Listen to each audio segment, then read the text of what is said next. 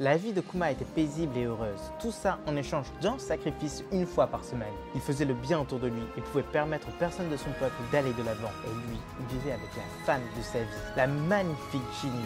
Et ça, jusqu'à cet incident, jusqu'à la rencontre avec son destin, jusqu'à son tour du monde, car son flashback continue. Et il nous montre enfin ce qu'on voulait à tout prix voir, le seul et unique Dragon, le héros de Kuma. Et bienvenue sur Raf Télé les gamins. Et oui, encore une fois, on est sous la pluie, mais cette fois-ci, normalement, vous nous entendrez beaucoup mieux parce que c'est pas une grosse pluie comme la dernière fois. Même si c'est un déluge ici, je vous jure, là c'est la période des pluies qui commence. Et ça se voit.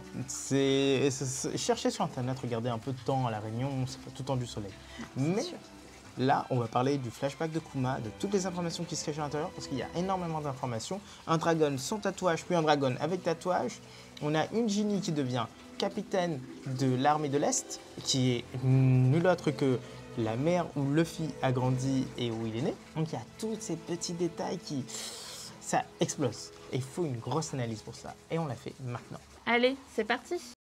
La page de couverture, elle fait très plaisir et surtout c'est un peu un avant-goût de ce qu'on va voir dans ce chapitre parce que là on a un Kuma qui est déjà grand, on a une Ginny qui a énormément grandi et ils sont en train de pêcher. Est-ce que ça cache quelque chose? Pour nous pas grand chose, juste effectivement comme on disait, c'est un avant-goût tout simplement du chapitre. Mais on peut se dire juste une chose, où va ce poisson? Là il est en train d'expédier des poissons en marivoise. Allez go! Allez go! Allez go! Et il y a des dragons célestes. Ça serait pas mal. Ah, ça serait génial s'il envoie des projectiles comme ça. D'ailleurs, il pourrait, je vois pas qu'est-ce qui l'empêcherait de le faire. À distance. C'est ça, donc envoyer des rochers sur des rochers sur des rochers pour juste éliminer Dragon Céleste sur Dragon Céleste. Je vois pas qu'est-ce qui l'en empêcherait. Genre, Fujitora, il invoquait bien en fait des météorites. Donc imagine, il va à côté d'une montagne, il touche la montagne, sur Marivoise, c'est fini. C'est fini. Peut-être même qu'il peut téléporter des bouts. Peut-être même qu'il peut téléporter des bouts de Red Line à lui tout seul. Mais ça, c'est une autre question. Première vraie page du chapitre. Nous sommes 8 ans après les incidents de God Valley. Kuma a grandi dans l'église de son enfance et il est devenu pasteur des lieux. Toutes les semaines, il use de son pouvoir pour alléger la peine des habitants de son royaume. De toutes ces personnes âgées qui souffrent jour après jour et qui sont tous forcément pauvres. Tous lui sont reconnaissants et lui demandent de faire ça plus d'une fois par semaine. Mais une des habitantes n'est pas d'accord, c'est Ginny elle-même. Elle proteste car ces personnes ne payent pas. Mais elle le sait, la population paye déjà le tribut céleste. Et ça les rend pauvres. Le nouveau roi, lui, est sans cœur. Il dépouille les habitants de tout ce qu'ils gagnent. Et s'ils ne peuvent pas payer, ils sont enfermés en prison. Et là-bas, ils sont privés de nourriture. Kuma, lui, ne relève pas la conversation et dit juste qu'il les soignera chaque semaine sans aucune exception. Mais quand le soir arrive, il s'enferme dans l'église. Et cette masse de souffrance, il s'y plonge entièrement. Il la prend uniquement pour lui. Il hurle pendant que Ginny désespère à l'extérieur. Puis elle vient soigner ses blessures, car elle sait que s'il ne le fait pas, la souffrance repartira directement vers les malades. Les pouvoirs de la souffrance et surtout d'éjecter la souffrance, ça c'est incroyablement bien. Et surtout, c'est parfait pour un pasteur. Et là, vous avez déjà vu des vidéos de pasteurs qui disent « Je peux tout guérir, regarde, tu vas marcher à mon top ». Et oui, c'est ça, c'est exactement ça. Oda nous donne des petites références et cette référence, elle est déjà intéressante. Donc les pasteurs qui peuvent soi-disant tout guérir. On sait que Kuma ne peut pas tout guérir, mais c'est un petit peu ce que tout le monde pense. On pense qu'il est un dieu, que c'est la main de la libération, que c'est pas mal de choses. On trouve ça beau, on trouve ça cool, mais surtout on trouve ça très religieux, ce qui colle parfaitement à un personnage qui s'est toujours déplacé avec une Bible. Et Oda a très bien fait la chose. Par contre, Ginny, elle n'a pas tout à fait raison, puisqu'effectivement, elle voudrait que Kuma ne fasse pas ça tous les jours. Sauf que en le faisant une fois par semaine, finalement, c'est peut-être pas beaucoup mieux. Parce que du coup, c'est comme si que toute la souffrance qui s'est accumulée dans la semaine, il le prenait tout d'un coup le dimanche. Alors que s'il faisait un peu chaque jour, forcément, ce serait peut-être un peu moins difficile pour lui de le faire une fois par jour. C'est un petit peu l'exemple de si tu sautes du 4e étage, tu vas te faire mal, ça c'est certain, tu pètes les jambes et tout. Mais si tu prends les escaliers et tu descends marche par marche, ça va. En gros, toute l'énergie c'est la même, sauf que tu as séparé en petits morceaux dans les marches quoi. Là c'est la même chose. Pour nous, si Kuma faisait ça un peu chaque jour, peut-être qu'il le sentirait même pas. Mais il arriverait à soigner plus de personnes, enfin pas plus de personnes. Il arriverait à soigner le même nombre de personnes et en ayant moins mal lui-même. Ginny par contre, elle est vraiment devenue magnifique magnifique, c'est la naissance d'une waifu. Je pense que tout le monde va l'apprécier, presque autant que Kuma, et on a hâte de voir jusqu'à où ça va aller, parce qu'on est déjà en train de l'apprécier, et on sent la chose venir déjà depuis plusieurs chapitres, on se dit, il va se passer un truc avec Ginny, et on n'a déjà pas envie. Oui, surtout, c'est une deuxième Nami, ça se voit dans son caractère, dans son rapport avec l'argent, qui n'est pas tellement celui de Nami, mais qui en soi, elle part tout le temps d'argent. On sait qu'elle ne va pas dépouiller les gens, tout simplement car il y a déjà le Tribut Céleste pour ça. Et vous le savez tous, le Tribut Céleste, c'est une chose qui a été créée pour les Dragons Célestes, par les Dragons Célestes. Et encore une fois, ça vient gangréner tout un pays. C'est pas le premier. D'abord, il y a eu le pays de Barbe Blanche, où on a parlé pour la première fois de ça. Ils ne pouvaient pas le payer, donc ils ont été abandonnés. On a le pays de Kaido, qui a été abandonné à cause de ça. On a Doflamingo qui a volé le Tribut Céleste, une fois. Et on a très récemment les révolutionnaires qui ont empêché le ravitaillement des tribus célestes. Et enfin, ici, on a une histoire de tribus célestes pour Kuma lui-même. Et donc, quelque chose que le roi utilisait, était obligé de payer. Et donc, il ponctionnait et surponctionnait toute sa population. Ce qui nous choque le plus là-dedans, c'est que finalement, la grosseur de la patte de Kuma, c'est la même que celle de Zoro. Alors que, on le voit bien, Kuma, il le fait vraiment toutes les semaines. Ça, c'est énorme et ça l'a vraiment endurci. Déjà qu'il est quand même assez solide, mais je pense qu'au fil du temps, ça a fait un peu un entraînement sur son corps. Il a peut-être qu'il s'est habitué ou pas, mais en tout cas, c'était quand même, ça a l'air en tout cas vachement difficile de le faire toutes les semaines. Oui, et pour nous, c'est vraiment, comme tu dis, un entraînement de ce personnage. L'entraînement à la douleur, à la résistance. Génial, vraiment génial, horrible et génial. Dites-vous qu'à chaque fois, il prenait la même douleur qui a mis Zoro à terre. Ok, Zoro avait déjà subi à Trailer Bark, mais c'est toute la douleur que Luffy avait eue à Trailer Bark. Et d'habitude, il aurait dû dormir 3 jours. Est-ce que Kuma dort 3 jours après tout ça? Ça ne nous étonnerait pas. En tout cas, au fur et à mesure, il dormait de moins en moins. Et à un certain moment, il a dû en fait avoir une résistance telle que ça allait quand il le faisait. Pour les 25 ans de Kuma, Ginny lui a fait une proposition, une demande en mariage, mais celui-ci a refusé. Même s'il l'aime de tout son cœur, il a peur que le sang des boucaniers finisse par entacher ce bonheur. Et pour faire diversion, il parle de l'armée de la liberté, l'armée de libération, du fait que ce soit sûrement des héros maintenant. Et le gouvernement a même émis un mandat d'arrêt à leur encontre. Et leur chef, ce dragon, semble être incroyable. Puis, 3 ans plus tard, un incident va avoir lieu. Le roi fit passer un décret transformant tous les habitants de la ville sud en esclaves. Le but est d'éliminer les pauvres et les vieux, ceux qui seront enfermés dans le sud du pays. Kuma a alors essayé en vain de protéger les habitants, usant de ses pouvoirs, se battant pour leur liberté. Mais il n'était pas encore à la hauteur, et il fut mis en prison avec Ginny et tous ses amis. Et c'est là que le monde de Kuma allait à nouveau changer. Une explosion eut lieu, des étrangers déferlèrent sur les lieux. Une véritable armée était présente, l'armée de la libération. Avec à sa tête Dragon et Ivankov, ceux qui avaient déjà provoqué de nombreuses manifestations de colère contre le gouvernement, et ceux qui étaient devenus une force armée après Ohara. Et après tout ça, Kuma était devenu l'un des 3 chefs, et le groupe sera bientôt connu comme l'armée révolutionnaire.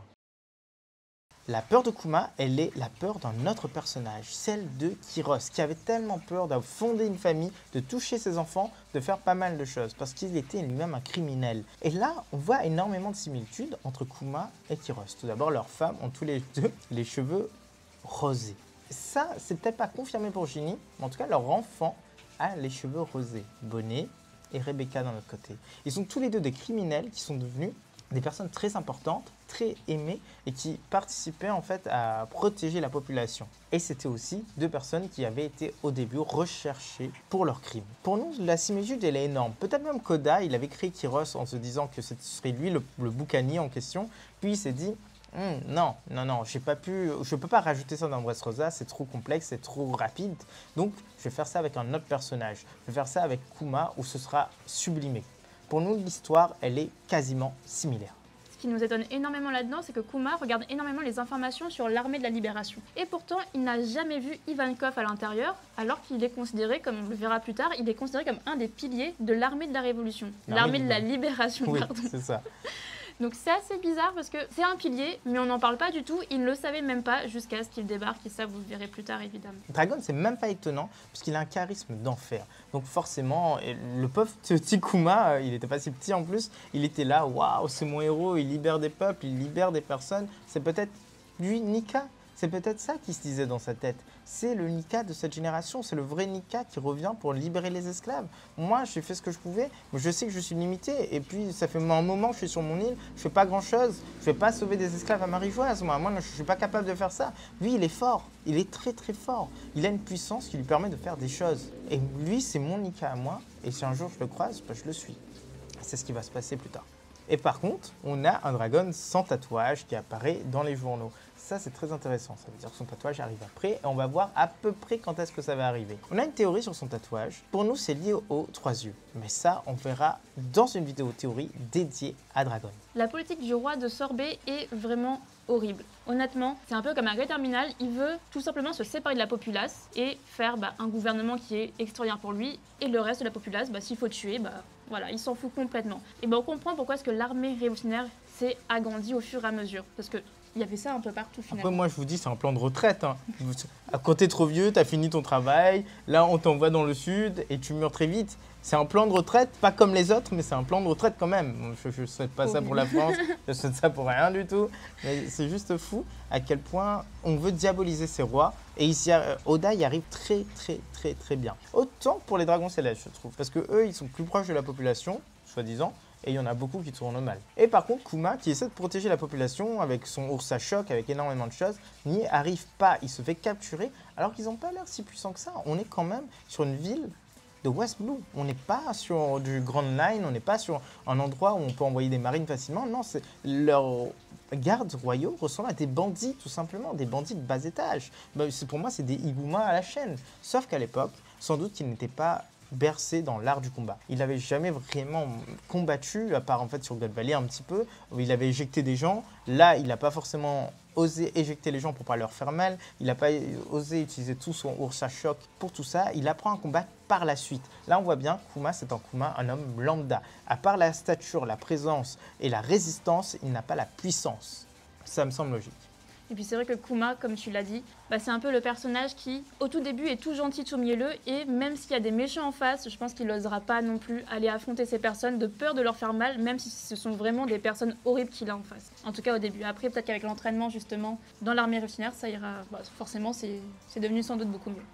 Par contre, il y a 2 de ses amis, les 2 amis qu'il a frappés quand il était petit. Non, c'est pas lui qui a frappé, c'est Chini qui a frappé, il les a soignés, qui est resté avec lui toute sa vie, semble-t-il. Et à la fin, ils sont partis avec Bonnet. C'est les 2 personnes qu'on voit dans l'équipage de Bonnet, qui ont d'ailleurs été attrapés à Marie-Joise et qui sont actuellement à Impel Down. Et oui, ça a été confirmé, ils sont à Impel Down, c'était un peu triste. Ils ont suivi un libérateur et ils ont fini en prison en protégeant sa fille. D'ailleurs, on va parler de Bonnet à la fin et il y a des choses qui sont très intéressantes. Et Oda rend le personnage encore plus intriguant qu'il ne l'était déjà. Et là, on a le meilleur des personnages qui débarque et il le fait avec une telle classe que ça nous fait vraiment très très plaisir.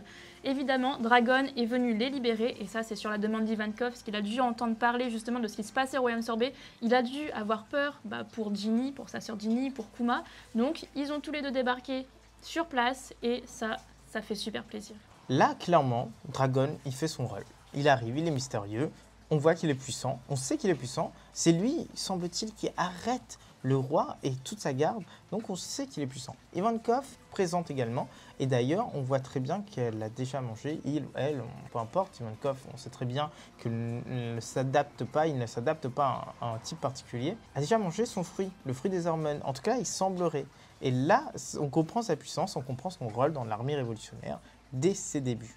Et d'ailleurs, Ivankov lâche une phrase, « T'es vraiment comme lui ». Mais comme qui ? Ça, c'est assez étonnant. Alors, on a 2 solutions. Tout d'abord, comme Garp, parce qu'ils étaient tous sur God Valley. C'était tous les 2 sur God Valley, en tout cas. Et ils ont vu Garp bouger et faire des choses. Ils ont vu la puissance de Garp. Et ils ont dû être impressionnés. C'est un marine. Peut-être qu'il est venu nous défendre, je sais pas, se battre contre les pirates qui sont en soi les méchants. Et donc, ils ont vu que la puissance de Dragon était similaire à celle de Garp. Peut-être même qu'ils se battent de la même façon. Peut-être que son père lui a appris à se battre, l'a pris comme élève et a fait de lui ce qu'il est en termes de puissance. Ou alors, comme Shebek.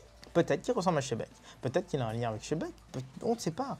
Peut-être que on sait juste que Ivankov et Kuma ont dû apercevoir un Shebek traîner quelque part, faire des choses sur place. On ne sait pas tout ça. On ne peut pas comprendre tant qu'on n'a pas plus d'informations. Donc on reste sur le côté où Dragon ressemble énormément à son père et a les mêmes attaques que son père. Une chose qui nous étonne avec Dragon, c'est qu'il a 3 étoiles sur sa chemise, donc sur son uniforme, juste au-dessus de la poche, et on se pose la question à quoi correspondent finalement ces étoiles. Et nous, on pense que c'est tout simplement parce qu'il aurait libéré 3 royaumes distincts.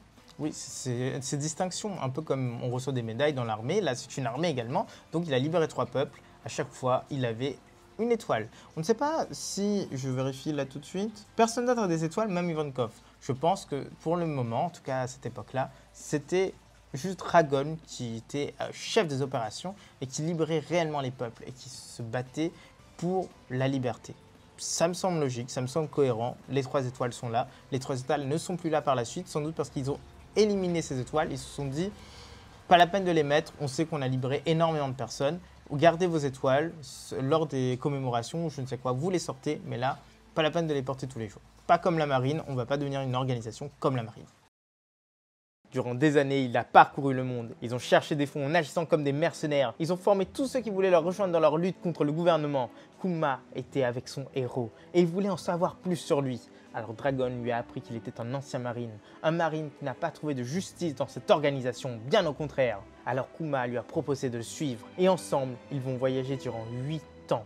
Et enfin, il va retourner au royaume sorbet, là où normalement il devait retrouver Ginny. De son côté, Ginny est devenue commandante de l'Est et après 8 ans, elle se préparait elle aussi à revoir Kuma. Hélas, un homme est arrivé sur place et Dragon a reçu une information très importante.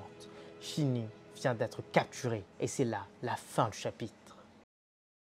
Le mode de fonctionnement de l'armée révolutionnaire, pour nous, elle ressemble beaucoup à celui du Jirma. Le Jirma, rappelez-vous, c'est une organisation qui a essayé de renverser North Blue et pour ça, elle s'associe avec énormément de révolutionnaires, de pays en guerre et ils allaient en fait régler les problèmes sur place. On les payait, c'était des mercenaires. C'est le terme exact, c'est des mercenaires. C'est un groupe armé qui est payé pour aller dans un camp ou dans l'autre. Eh bien, l'armée révolutionnaire avait besoin d'argent. Donc ils se sont dit comment gagner de l'argent? Eh ben on va utiliser nos compétences. Nos compétences c'est quoi? Eh ben on est une armée. On va vendre notre armée pour aller se battre, mais uniquement contre le gouvernement, jamais contre autre chose. Quand il y a une révolution, on va proposer, si ça marche, on dit allez, cash 1 million. Allez pour toi c'est 2 millions. Allez 10 millions pour toi. T'as vu la taille de ton pays? Eh ben oui, à chaque fois, c'était intéressant. Et s'il gagnait en réputation et il gagnait en fait d'armes contre le gouvernement. Je trouve ça génial et c'est la chose la plus logique à faire. Le bateau qu'on voit est assez différent de ceux qu'on connaît parce que là il a de grandes voiles noires, il a l'air beaucoup plus luxueux, il a une grande croix également. Ce n'est pas le Wingrama qu'on a connu. Donc là on se pose des questions. Quel est ce bateau? Qu'est-ce qui s'est passé? Voilà, il y a forcément une histoire derrière tout ça et on espère qu'on aura cette histoire. Peut-être que ce bateau s'est échoué, peut-être qu'il a été coulé par le gouvernement, par la marine, par autre chose et il a ensuite été remplacé. Est-ce que le Wingrama actuellement c'est en bois d'Adam? Est-ce que c'est un navire qui est capable d'aller jusqu'à la dernière des îles? Tout ça, on se pose comme question parce qu'on pense que c'est le cas. Il n'a pas survécu à la traversée des 8 ans qui va arriver très bientôt pour Kuma et pour Dragon. D'ailleurs, petite théorie qui est validée, survalidée, survalidée. On avait fait 2 théories, peut-être un peu plus. Dragon, pour nous, était soit un marine, soit un membre du Cypherpol. Là, c'est confirmé, il le dit lui-même, c'est un ancien marine et il n'a pas trouvé la justice dans cette organisation. Et ça, c'est génial. Ça, là, on peut se dire, waouh, c'est incroyable. C'est cool. Vraiment, c'est cool. Vous vous rendez compte? C'est magnifique. Donc, ça donne énormément de possibilités. Peut-être qu'il est rentré en même temps qu'Akainu, que Kizaru, qu'Aokiji. Peut-être qu'il a subi l'entraînement de Garp à côté d'Aokiji. Peut-être que tout ça, il a vu de lui-même. Il a vu Kong, il a vu Sengoku. Et il s'est dit, non, ce n'est pas ce que je veux. Non, c'est pas ça la vraie vie, en fait, c'est pas ça la vraie vie pour la justice. Peut-être même qu'il était sur Code Valley, mais il ne l'a pas encore dit. Peut-être qu'il était sur place et qu'il a vu les exactions du gouvernement. Et il s'est dit, la marine protège ces gens-là. La marine protège les dragons célestes. Mon père protège les dragons célestes. D'une certaine façon, parce qu'il est dans la marine et il n'a pas quitté la marine. Et il s'est dit, non, c'est pas ce que je veux. Ok, je voulais devenir amiral pour faire plaisir à mon père, pour le rendre fier, et parce que c'était sans doute ma vision de la justice, pour imposer ma vision de la justice, mais jamais ma vision de la justice sera intéressante si elle est mise au service inconditionnellement des dragons célestes. Et il s'est tourné vers la révolution. Kuma veut apprendre à se battre et ça se voit. Il demande à Dragon comment est-ce que lui il a fait pour apprendre à se battre, etc. Et ça va être le début de son voyage. Il va suivre finalement son idole, qui va devenir son mentor très certainement, et il va apprendre à se battre et comme ça il pourra défendre beaucoup plus de personnes grâce déjà à son feu du démon qu'il a et à sa résistance. C'est intéressant parce que c'est son voyage, son périple.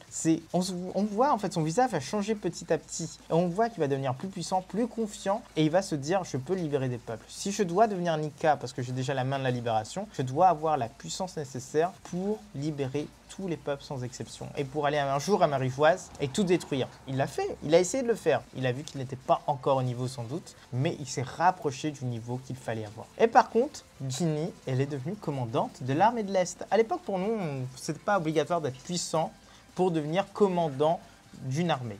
De l'armée de l'Est, de l'Ouest, peu importe laquelle. Tout simplement parce que c'était les balbutiements. Il fallait qu'on ait confiance en toi, tout simplement. Il fallait juste qu'on ait confiance en toi. Et Dragon avait confiance en Ginny. Kuma avait confiance en Ginny. Ivankov avait confiance en Ginny. Donc on lui a donné ses rênes avec une équipe et elle a très bien fait son travail pour tourner longtemps. Mais le plus important, c'est que c'est l'armée de l'Est. L'armée de l'Est s'occupe d'East Blue, là où Luffy a grandi, là où Luffy est né, là où Dragon a sa famille. Alors, il n'a pas donné ça au hasard. Franchement, il a confiance en Ginny. Il lui a dit, toi, tu vas protéger East Blue, tu vas aller à East Blue, tu vas essayer de convaincre les peuples d'East Blue. Il y a énormément d'histoires qui ont dû se passer. Et là, on sait qu'à l'époque, là où Ginny est actuellement, où elle va se faire enlever, mais ça, on en parlera juste après, eh ben, Luffy est déjà né. Est-ce qu'elle a déjà croisé Luffy? Est-ce qu'elle a croisé la maman de Luffy? Est-ce qu'elle a croisé Dragon sur place et Dragon lui a dit « Prends soin de ma famille ». Mais en tout cas, jette un œil, même si tu t'approches pas trop pour pas attirer tous les soupçons, il faut que tu saches où ils sont à tout moment. On ne sait pas. Et tout ça, ça va faire l'objet d'une théorie très bientôt. Par contre, Bello Betty ne semble pas être là, ou alors peut-être que c'est elle en fond, mais on ne sait pas, on n'a pas de confirmation. Et on sait aussi que Bello Betty va justement prendre le commandement de l'armée de l'Est. Donc on se demande comment ça va se faire également, s'il y a une relation entre les deux ou pas du tout. Enfin voilà, on se pose énormément de questions là-dessus. C'est à voir. Bello Betty est un mystère, mais Bello Betty, si elle est devenue commandante, ça veut dire qu'elle était déjà présente à l'époque pour nous. Et une personne va enlever Ginny. La personne, on la voit arriver. On voit des chaussures, on voit un truc. Pour nous, ça semble assez logique. C'est un marine et c'est Akainu. Pour nous, c'est ça. On sait qu'Akainu a une relation avec Kuma. Il a récupéré Bonnet. Il s'est battu contre Kuma. C'est assez bizarre, on dirait qu'Oda est en train de tisser quelque chose pour dire que leur lien est beaucoup plus grand. Et Akainu avait même l'air triste en récupérant Bonnet. C'était bizarre.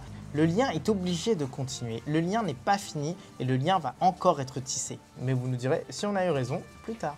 Tout ça, ça se passe il y a 14 ans. Donc ça voudrait dire que Bonnet, elle aurait déjà 14 ans. Et nous, on n'y croit pas du tout. C'est pour ça d'ailleurs qu'on avait fait une grosse théorie déjà sur le sujet où pour nous, Bonnet, c'est un clone de Ginny. Et ça semble beaucoup plus logique. Enfin, en tout cas pour nous, ça nous semble plus logique que ce soit comme ça plutôt que réellement la fille de Kuma qui aurait déjà 14 ans et quelques.